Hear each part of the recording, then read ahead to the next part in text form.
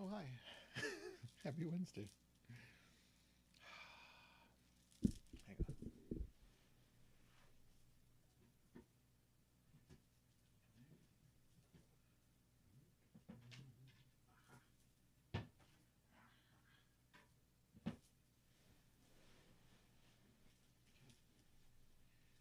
we go.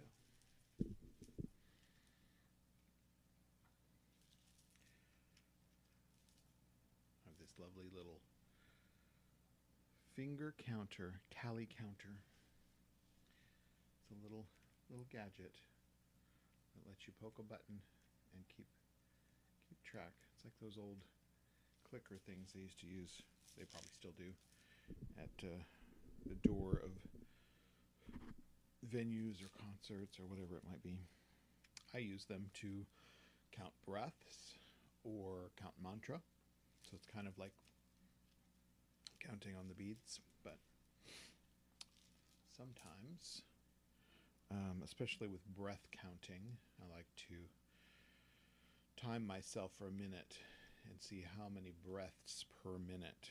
And as I attempt to slow down that breath, then I can use my little counter to monitor that. So I was just reading this new book I got called The Healing Power of the Breath by Dr. Richard Brown and Dr. Patricia Gerbarg.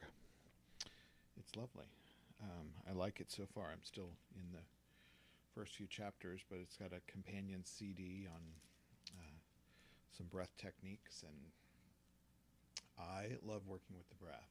So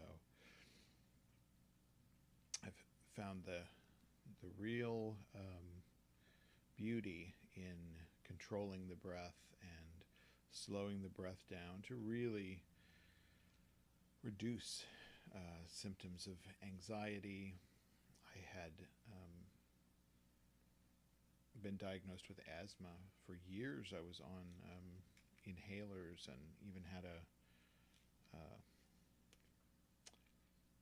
I forget what that thing's called. It was a machine that vaporized the medication, and I would have to do breathing treatments a couple a day at least, sometimes more often. So none of that's here anymore. I don't have to, not a slave to that machine. I've got different things now, but breath is definitely one thing that I work with a lot. So it really, to me, is the easy anchor to meditation. So just watching the breath here and now is exactly where our attention should be, is here and now, whatever's occurring in this moment. So as I just slow my breath down and watch my reactions, watch thoughts arise, watch sensations and emotions arise, and just take, my job is breathing and watching. So even sometimes labeling, it helps to label, especially if you're just beginning to endeavor into this sort of meditative state of moving from sympathetic to parasympathetic, so fight or flight to rest and digest. If you're just starting to work with that, I meditated for a good many years before I knew that there was something more to do than relax and chill out, which often meant that my meditation periods ended in a nap. So I would just meditate until I fell asleep, which was lovely. It was fine. It certainly was needed. But as I progressed and started to endeavor to understand what meditation and breath work could really do for me, for my ailments, for my discomforts, for my own suffering, and help me just regain a little bit of composure through my experience. Anxiety was kind of taking over, and part of that I can attribute to, just being in stressful environments and my body responding to that, including breath. So speeding up of the breath and matching that fight or flight state that I was most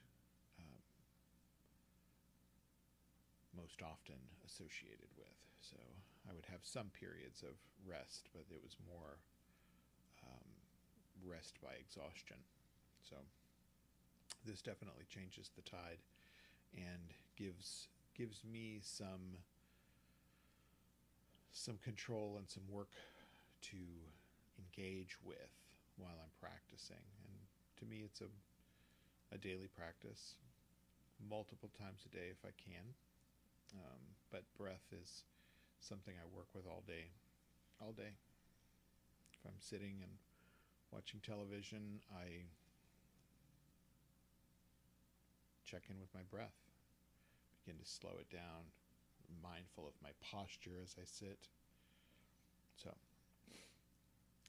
during our meditation today, I encourage you to just simply watch your breath. And we want to breathe through our nose, your nose, if you can, if you are able, if you're not congested or have some restrictive flow through the nose. It does trigger some response in the body that helps us to calm down even more rapidly. So it's good, but don't get fixated on if you have the inability at some point to not breathe through your nose, then respond as needed. And sometimes it's just easier to restrict the opening of your mouth instead of taking big gulps of air. You can even sort of purse the lips as if you are breathing through a straw. But always breathing down into the lower belly. You can think about the very bottom of your belly being like a chimenea. Those things you put out on the patio and you can burn wood in them. It's like a little heater chimney thing.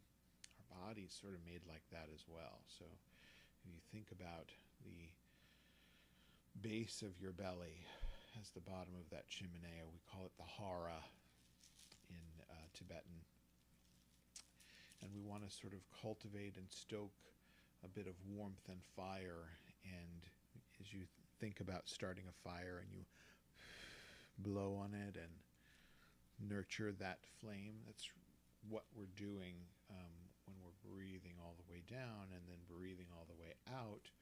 We're enjoying that heat and sort of warmth as it fills our bellies. Then it kind of comes up, and there's you can think about the energy movement up the central channel, which sits right in front of the spine, and then breathing back down,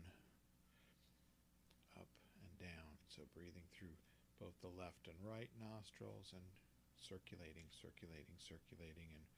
bringing this heat that we have cultivated down in our bellies all the way up. It's like chakra warming. Yeah. So I know that's overly complicated, but if you think about the nature of breath, it's an important and vital piece of our human existence and allows us a lot of control. It's like the steering wheel, the brake, and the gas. So I'm going to ring the bell 3 times. You can start taking some deep breaths into your lower belly. Slow and long. Deep, nurturing.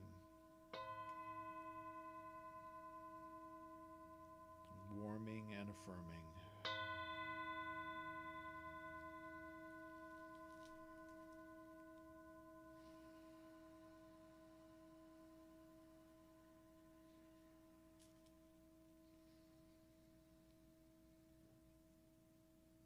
Let everything settle as you place your awareness gently on your breath.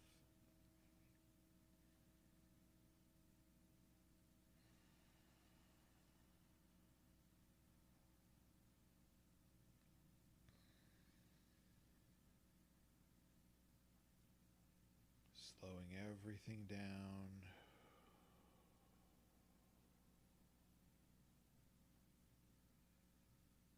Begin with slowing of your breath.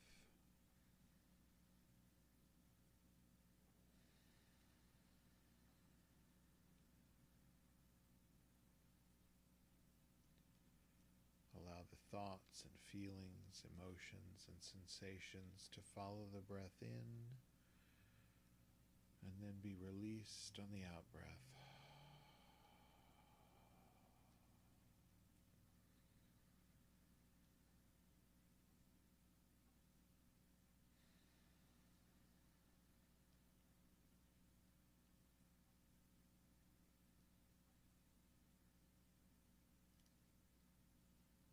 No need to hold on to anything, just breathe.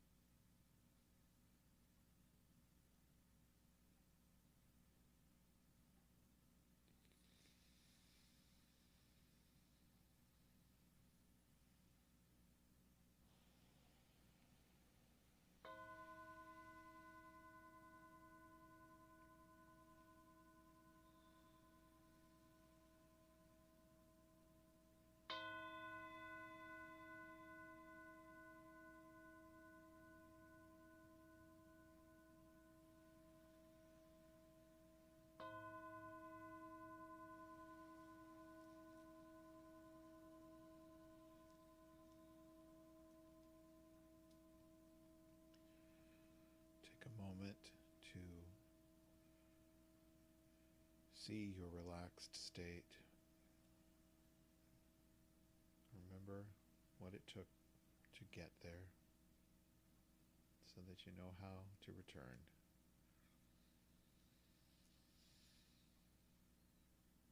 Follow the breath. Slow it down. Slow it way down. And feel everything just sink into place.